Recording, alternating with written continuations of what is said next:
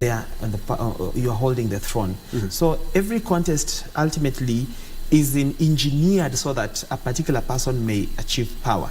So if the Azimio side can use civil disobedience, they ground all the operations of the country and eventually get to power in means that is not through the ballot, that can also happen, and it has happened in different jurisdictions. The problem we have in this country is because we trust things can't happen, certain things can't happen because they have never happened. But different times, different things. So where we are right now, and as I mentioned earlier, the president or the leadership of this country needs to understand that they are no longer arguing with the political competitors of 2022. They are in full countenance with Kenyans who are complaining about the cost of living. And the cost of living is such a legit reason that can topple a government. It has done so in many jurisdictions. Even our neighboring Sudan here, it happened. It started with the cost of bread, and the protests were actually led by a woman who was 24 years old. And today, Mohamed al-Bashir is no longer the president of Sudan. So it doesn't matter how much tear gas you purchase. It doesn't matter how fierce your police are.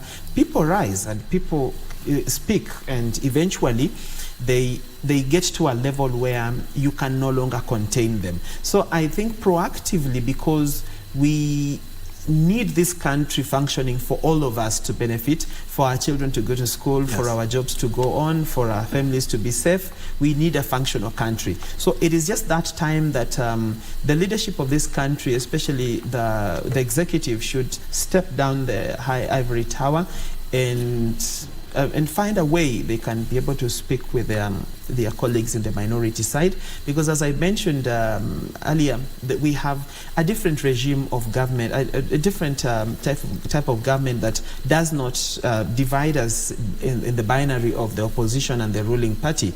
We actually have a government that recognizes only the majority party, the majority in the parliament, and the minority in the parliament. So if we adhere to that, and then we recognize that making Kenya go forward requires both the majority side of government and the minority side of government. So there is nothing like we can say there are certain individuals that are supposed to govern this country.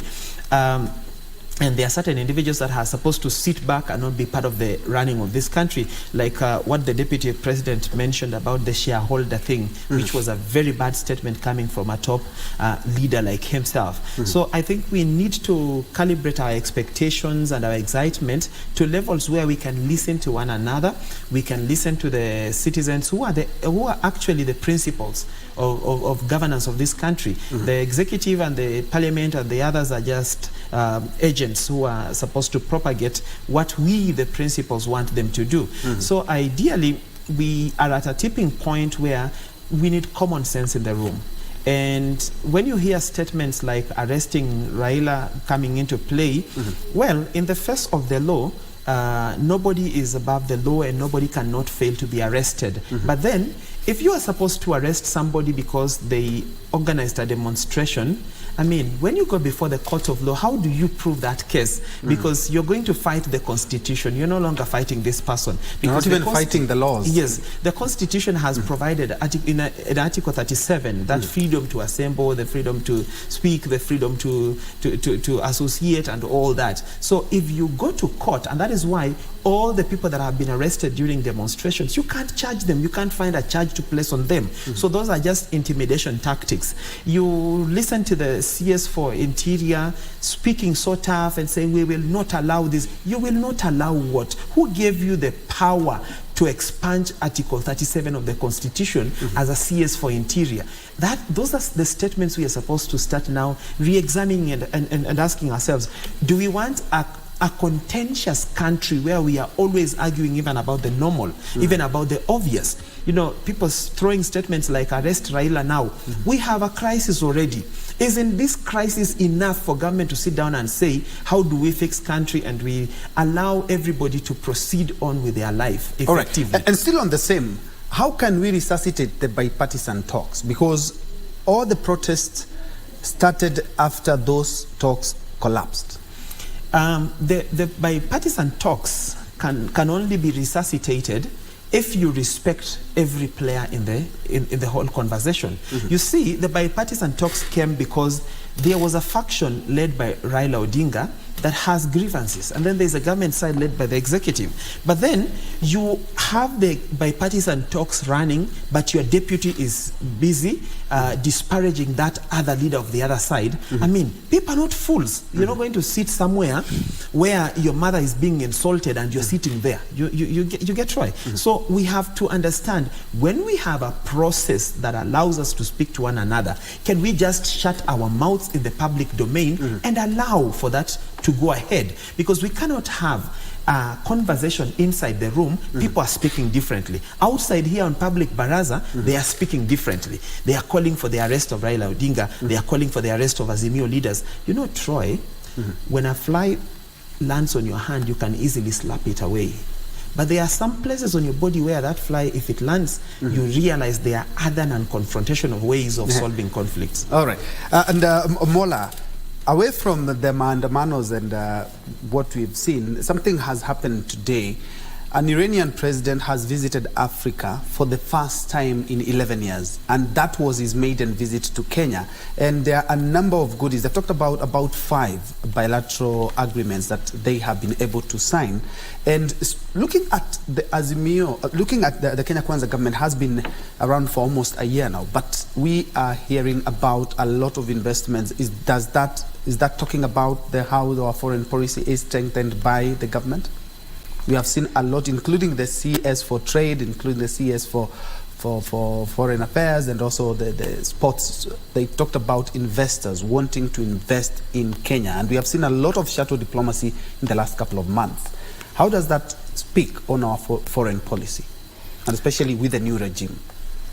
Yeah, I think when you look at what the president is doing, they're trying to shift the foreign policy from what President Uhuru had.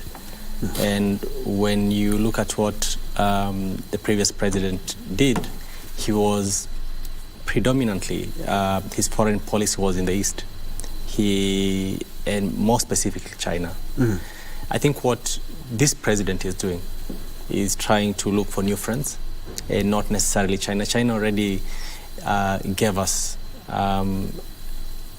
invested enough in Kenya. They have given us huge loans that we are paying. In fact, some of the reasons why the taxes are being raised is to pay some of those loans.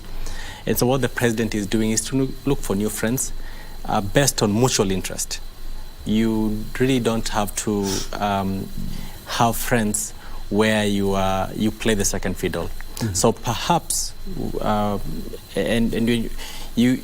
perhaps you know that other countries, including the United States and its allies, they have put a lot of sanctions to Iran. And they look at people who deal with Iran suspiciously. But this president or this government has decided that we are going to work with the people of Iran. I believe the president has seen that we are likely to benefit more by also partnering with Iran than perhaps having a partnership with other countries. And this is for a very simple reason, that there are some countries, and you've seen in the past few weeks when the president has been in Paris and other places, when they've been talking about having equality on issues of trade, equality on the issues, I mean, basically to have an equal partnership with our other allies. The US and Britain and other people, it appears that we have been playing the second fiddle. So when you look at what is happening, perhaps the president sees that this is the right step. Remember that we placed the government there to make some decisions for us. We cannot make all the decisions. And if this is the right decision, the only thing we can do is to support the president and his agenda. On that meaning. But then lastly, yes, perhaps because it's important for me to say this, for what is happening in the country today, let the protesters know that they can only operate within certain confines. They have that right, but then they should respect other people's rights. Let them not be armed and let them not destroy people's property or injure people and things. Let it be peaceful, and no one is going to stop them. For the police, let them know that they can also, their work is to basically protect the protesters and the people who are not protesting, protect other people's property, but also arrest anyone who is going to commit a crime. And if at all they have to use force, let it be reasonable force. Let it be proportionate to the threat. If someone is throwing a stone at a shop, you really don't have to shoot them, okay? Because at the end of the day, they're going to be accountable. I've seen civil societies now, they're united. They are saying that the police have to take personal responsibility. Rather than suing the IG Kome, they're also going to go after every individual police officer, every rogue police officer. So, and the consequences that, one, they're going to lose their jobs and struggle like most of these people who are protesting. They are also likely to be charged. And like what we saw with other people, Willie Kimani, if you kill someone, you're going to be charged. And if you're convicted, you're going to spend time behind bars. So let us all be reasonable in the way we deal. Let us all operate within the confines of the law. Yeah. All right. Indeed, we are watching KBC News Check on this Wednesday. We are looking at the state of the nation, and also we are having the president of Iran for his first visit. We'll also be looking at something. By the way, there is a vehicle assembly plant that the president has mentioned. We'll be looking at that as well. Let's first of all have a break. We'll be right back.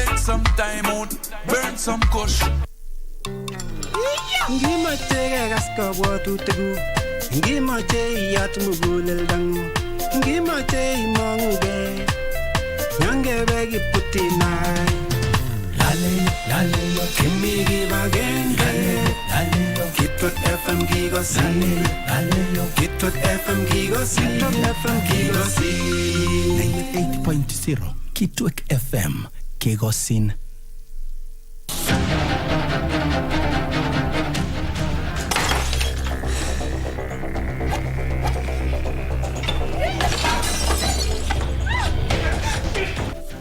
보시다시피 고마워요. 나 구해줘서.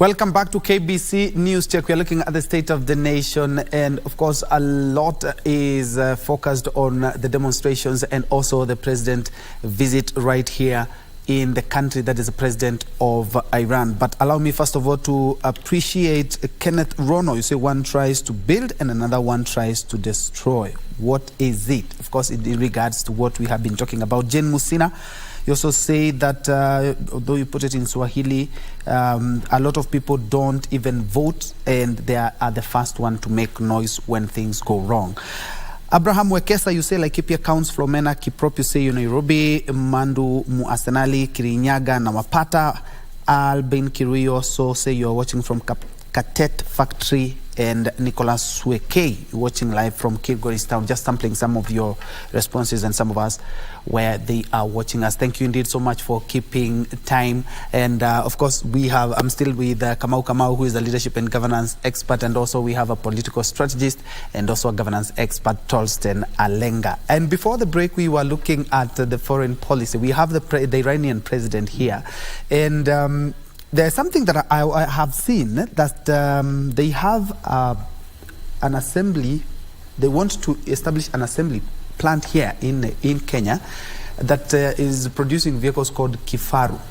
And away from that, we have seen the foreign policy of Kenya Kwanza quite different from what we had for the Jubilee government. In the Kenya Kwanza, we are seeing a lot of shuttle diplomacy, and we have seen the CSs, if at all, each and every deal that they are striking is put down. That could bring a lot of development and a lot of opportunities for Kenyans, and especially now that we are crying no jobs, we are crying a high cost of living. These are some of the things that at least they bring some light in a day that, as Azimio have said, that they're going to demonstrate. Yeah, I think, Troy, there's quite a visible tangential perspective that the Kenya Kwanza administration is carrying in regards to international relations and our foreign policy at large. I think, for me, from where I sit, I think it's quite remarkable that we do not have to put our eggs in one basket and basically decide maybe to look at the East or look at the West predominantly, but we can gather partners from all over the globe, and people who have interest in Kenya are welcome to do business with Kenya, they're welcome to trade with Kenya and all that. Remember, we are about 2 years away from the expiration of AGOA, and we do not really seem to have any other trade agreement that is going to replace AGOA.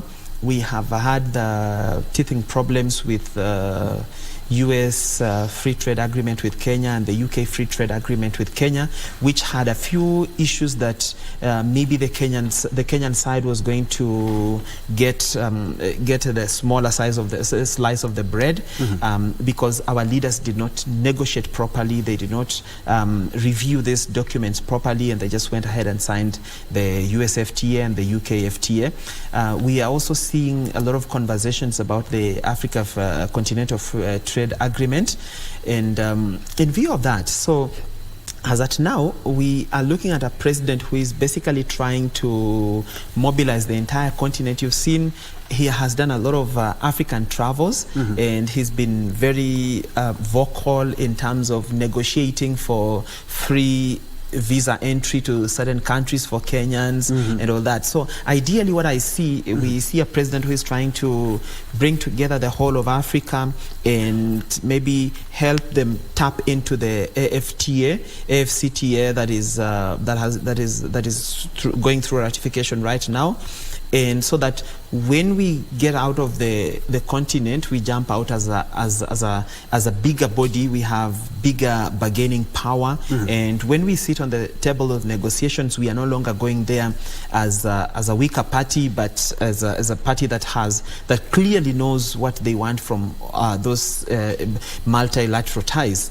And so right now, I think if the president is trying to rope in the Arab League as an economic partner or as a development partner, is a step in the right direction. So I think this policy of being non-aligned or being open to everyone is a good one for the next dispensation, because we must, at the end of the day, define a multilateralism that works for Kenya. If it doesn't work for us, then it's not really essential that we engage in such. No. And of course, we will be also looking at now, in less than 1 year, by the end of this year, 3 countries, as we speak, their citizens can visit Kenya without visas, including South Africa. We saw the last time the president was also having an African tour. Congo-Brazzaville. Congo-Brazzaville. He has promised more or less to open up and more or less tap into the over 300 million East African market. But before then, let's first of all keep tabs with what is happening at the Nairobi CBD. Abdulaziz Hashim is at Nyayo House. Let's him first of all update us with what is happening in that area. Abdulaziz. Well, good morning to you too, Troy. Of course, we're still roaming around the central business district to see the situation in this particular area. Right now, we are at the Nyayo roundabout. Of course, the security apparatus have tightened the security. It's a little bit commendable, given that we have seen the transport sector has been moving fluidly into the capital. Of course, we have noticed that this particular area, especially off Nyayo, the traffic is moving on smoothly, given the security apparatus have assured their safety. Now, we have been roaming around the capital to see the situation. Businesses have been open. If I can quantify the status of that particular area, is that 65% of businesses have opened up, but the security apparatus have assured them they can continue with their businesses, given that the Inspector General of Police, that is Japhet Kome, assured that the security will be ample in that particular area. Of course, right now, let me allow Mbatia to kindly pan so that you can see the situation here. As you can see, the traffic is moving on fluidly. Earlier, we saw a contingent of police officers mounting security here, assuring the people they can continue with their businesses. So far, so good from the security part. Some of the revelers we have spoken to and the matatu operators, as well as the border operators, they have been commending the police officers for a job well done so far since the start of the morning, from 8 till right now 11. So it's heading to the midday. We're still assessing the situation, but inside the capital there is calmness. People are moving about. Even the time for you to come to the capital takes lesser than you anticipate during the normal days. But the situation here, Ben, and our dear viewers, is okay. Of course, Kenyans, they can continue with their business operations. We are currently still within the central business district. We have seen a lot of the revelers there talking about the situation, and if the situation arises when it gets to the peak of the moment, of course, police officers have assured them they can continue with their day-to-day operations. The border operators we have spoken to a while ago are telling us the situation is okay. They have been taking their customers to and from their destination. The matatu operators as well.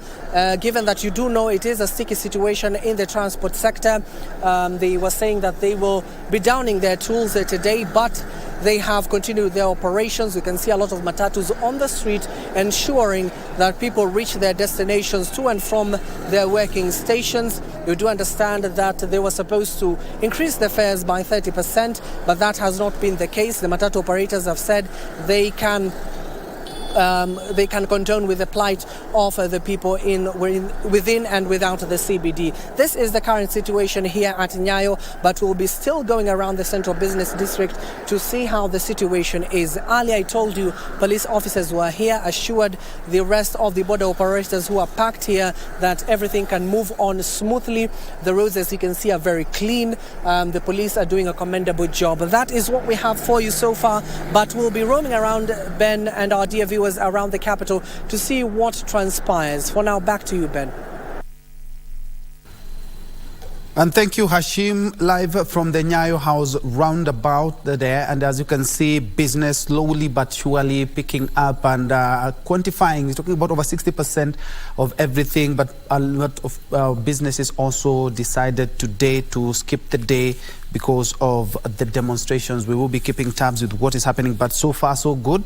Everything is happening just as it should be. Everything the business is going on as usual.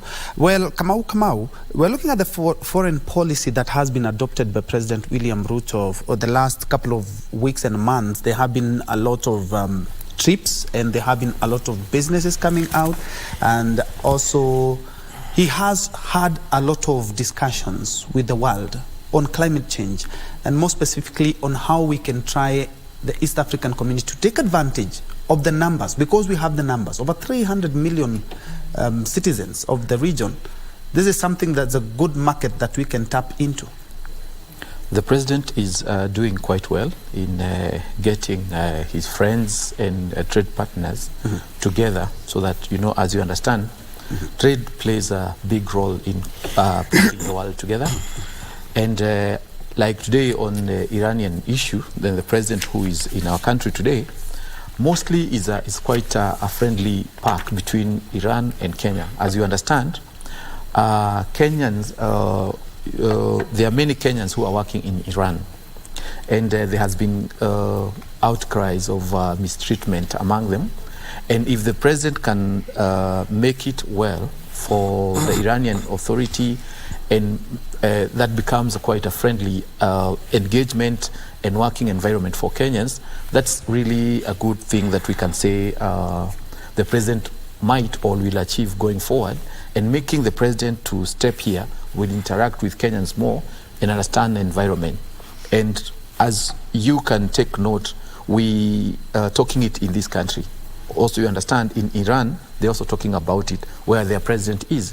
So if someone has an employee who is a Kenyan today, maybe by the time this trip is ending, an attitude will have changed. Number two, you understand that Kenya is struggling in terms of dollar. And much of dollar consumption in Kenya is in oil industry. And Iran has good wells for oil production and stuff like that. So if the president can negotiate with Iran in terms of credit, in terms of trading with their currency, that can really give us a pack, and it can add into our dollar pack in central bank.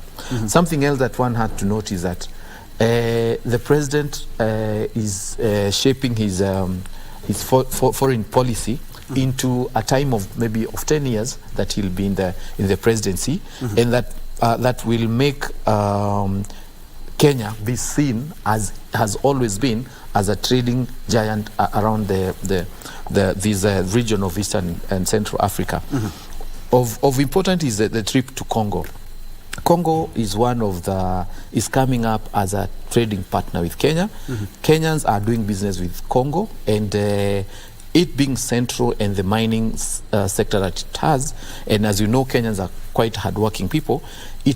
I would say it is going on well for him, and it's a good projection to us Kenyans. But also we need to we need to tie up our threads here. We need to sew up our threads well, so that our interaction with ourselves is more cohesive, so that it can project out to shape the foreign policy that the president is coming up with.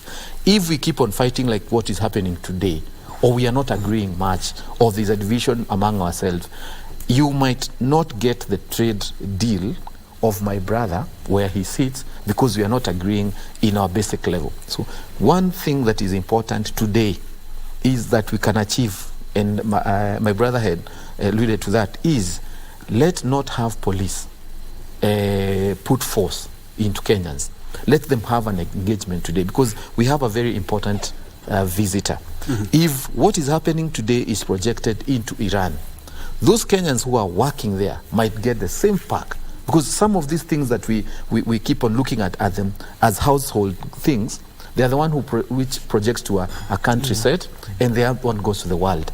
I would plead with the security sector in Kenya, let them be as calm as a dove today, because what has happened to our brothers and sisters who are working in Middle East, Iran, Saudi, and other places might have a great effect on us here because of our bad behaviors. Because I can say, whether you are in Azimio or Kenya Kwanza, we are behaving badly. We are not giving we are not giving ourselves chances to listen to one another, and that is why we have the stalemate today. It could have been good for us today if the Iranian and the visitors who are coming, because we expect this week we are going to receive, I don't know it's tomorrow or which day, the trade ministers of all of Africa are going to assemble here in Nairobi. Yes. It could have been best if we don't have demonstrations.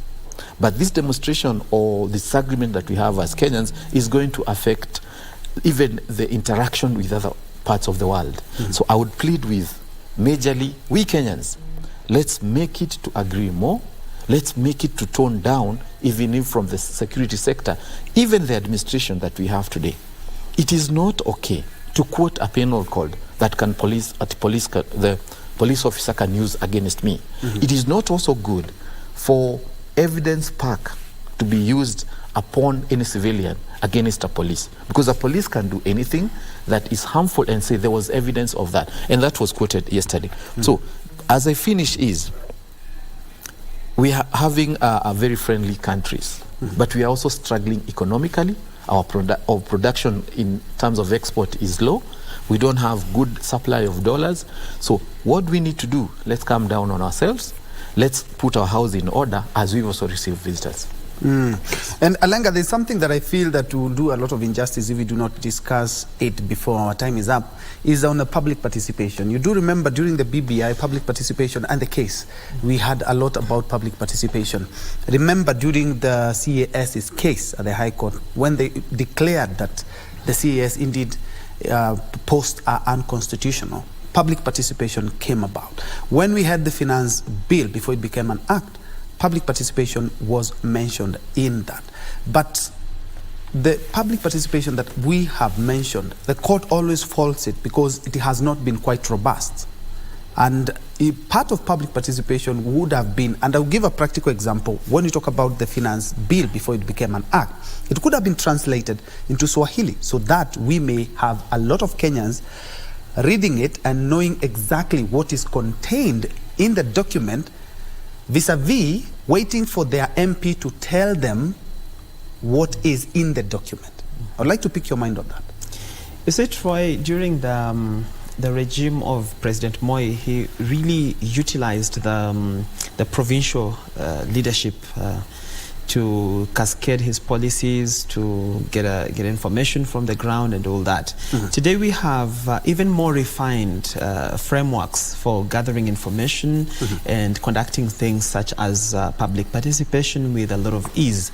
And this is occasioned by the advent of the county governments. So if there is a policy that is going to affect all of us as a country, it's imperative for the nation to utilize the devolution structures so that at ward level the MCAs are able to maybe organize for sessions within their wards, and these sessions are the public forums actually, where citizens freely talk. Like, let's say for instance, if it's the finance bill, it's introduced to them, you go act by act until the last one, and you allow them to take to make their observations, and you have a rapporteur to note down everything that they are saying, just like they did with the new constitution. We gave views. I even gave my views way back in 2002, ahead of the 2005 draft, the one that was defeated at the referendum. So and during that time we were basically using the provincial leadership and the organization at the provincial levels. So right now it's like I said, it's more refined. The county governments can really help us in terms of conducting public participation. It is easier for governors to convene people at the counties.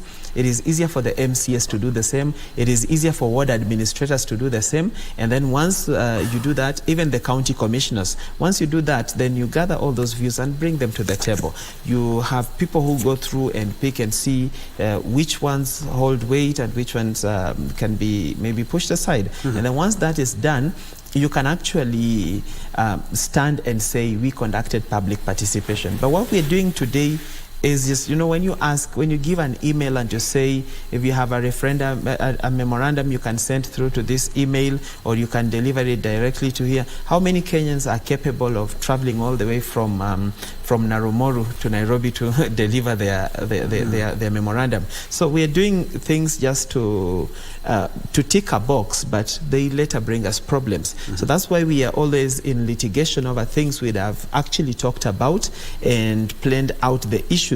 And then lastly, I think our governments periodically have a problem of assuming this God-given nature of being infallible and being immune from doing anything wrong. So if there's anything coming from government, whether you like their faces or not, it has to go through. So you find everything is being forced on people. You remember the finance bill, we were told itapita mpende msipende, and we actually saw that. And then now they got us stuck at the courts, and then we are still in that quagmire trying to figure out ourselves.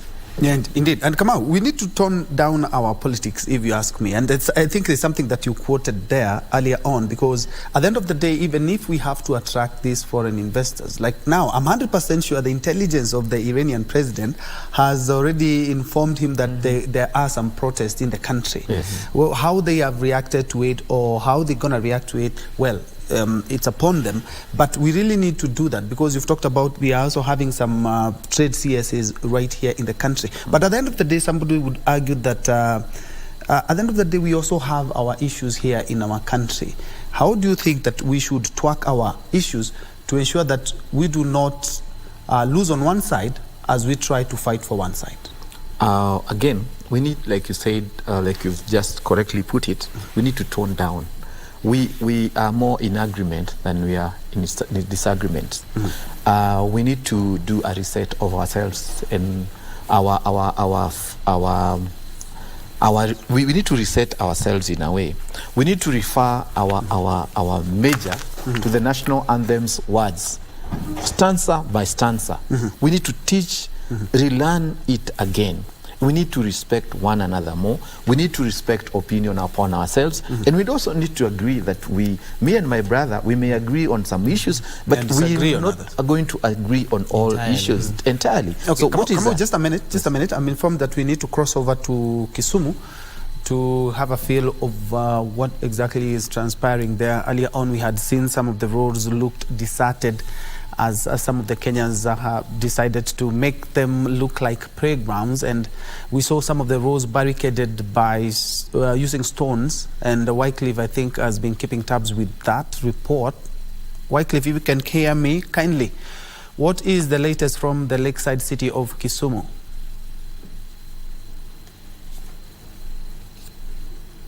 Thank you so much, Troy, back in Nairobi. The last we came to you live, it was all calm, and the residents of Kisumu, the residents within the vicinity of the city center, were only enjoying themselves along the major roads that actually along the Kakamega-Kisumu highway here. But later, a bit while later, they were joined by the local political leadership led by the deputy governor, that is Dr. Matthews Owili, alongside a handful of members of the county assembly of Kisumu here, who charged from the town center or using this road. If you can see, if my colleague behind the camera, Martin Kibuti, can basically show you, this is the Kisumu-Kakamega highway that leads from the city center heading towards Kondele. And they moved, the deputy governor alongside those members of county assemblies led the residents there along this route to Kondele. But then upon reaching Kondele, actually, they were met with resistance by the police officers, security officers who were holding off at the Kondele roundabout. Remember, it is Kondele roundabout, and much along this Kakamega-Kisumu highway, that is where much of the activities or action actually manifest. When they got to the Kondele roundabout, they were repulsed and disrupted by the police officers who were already on that scene. And they came back, but they started addressing gatherings that had gathered along this road here. And right now they have left this place and they've gone to an area called Nyamasaria. That is, we expect they are also going to address a gathering there. So far, I can confirm now there is a bit of action here, but then the police officers are actually up to the task. We haven't seen any sort of canisters being hurled. All we've seen is the gathering crowds moving from one point to another, but then any action is being repulsed by the security officers here. You can see the roads are very clear except for just pedestrians moving along, and also police officers. If you can see, there are also a group of police officers just seated down here holding off, try to monitor and keep tabs with in case there will be any sort of action, so that they can respond to any action swiftly. So far, that is all that is happening. The streets are very clear, just border riders moving along. Of course, the roads have been barricaded by some rocks, small rocks and 5 stones. Today, I haven't seen any tires being lit like they usually do it here. Today, I can report that the action is a bit low-key so far, but then we will keep tabs throughout the day to monitor. In case the action here will escalate, we'll be able to report that promptly. But for now, Troy, we can report that it's a bit calm with just a little action. Like I've mentioned, that action is led by the Deputy Governor Matthew Zawili and some members of County Assembly, who so far they've left where we are right now. They have gone to Nyamasaria, where we expect them to address the gatherings there. And one thing that has manifested in those speeches is the call for the residents here, to demonstrate and showcase their opposition to the Kenya Kwanza administration. And of course, we will be keeping tabs with whatever happens here, and we'll be able to report and update our viewers promptly. But for now, Troy, let me just hand it back to you in studio. Troy. Wycliffe, and because of the interest of time, I'll just mention just 3 things that he has pointed out. Is that they are expecting political rally to be addressed by some of the local leaders at Nyamasaria. Police are on top of their game, as you have seen, and also some of the cordon off, or some are deserted, but there's little with calm in Kisumu city. As we wrap it up, Tolson, in your last statements, at the end of the day, if we are a country that observes the rule of law and some of the government agencies are not leading the way in doing that, this could raise more question and eyebrows, and especially among Kenyans who expect us to respect. If it's the 3 arms of government, we respect them. If it's the courts, we respect them. If it's the law, we abide by it. Case in point is EPRA. And away from that, we also had the former president, who was known to not quite follow a lot of court orders. That is the President Uhuru Kenyatta. I think, Troy, we are doing bad in terms of adherence to the rule of law, and it is something that we need to check, and this must start from the top leadership of the country.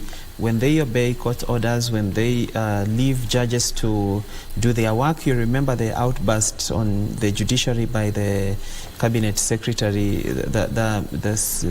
Musalia Mudavadi, and the others after the ruling on the finance bill, the interim orders on the finance bill. So that's not really what we want as a country. Let's respect the rule of law. Let's reread the constitution and implement it effectively, because that is where all of our problems are coming from.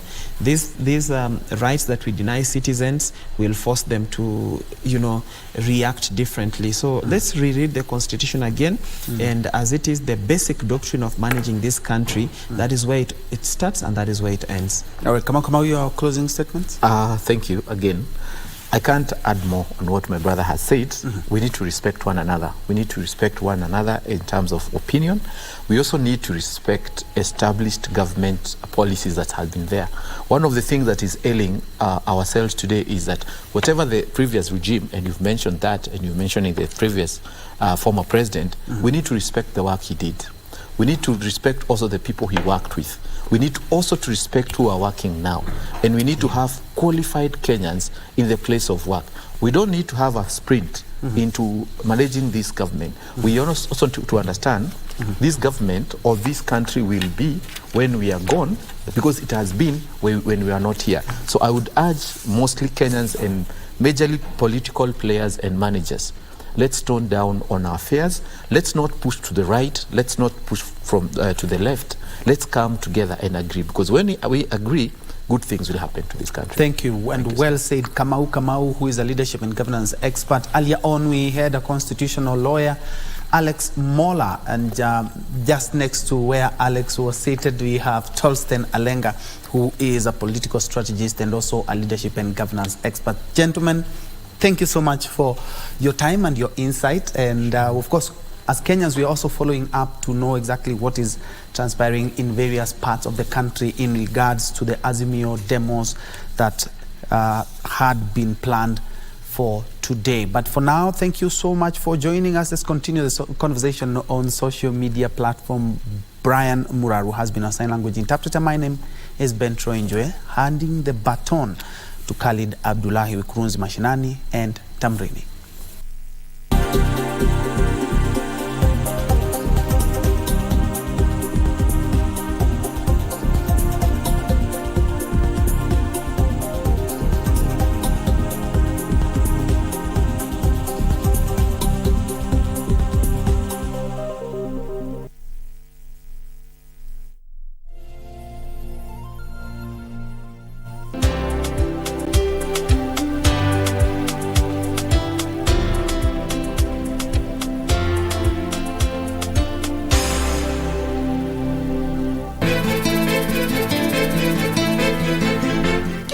Supposed to go this far. Ulikuwa unataka wapi? Uhuni hauna mipaka. Hii tamaa yako safari itakutia wazimu. Keti sisi tushamzoea. Lakini wewe mamangu, mimi hata sikujui tena. Hii nyumba itabadilika. Hamtanipeleka na gia yenu ya kipuzi kama mlivyomfanya binti yangu.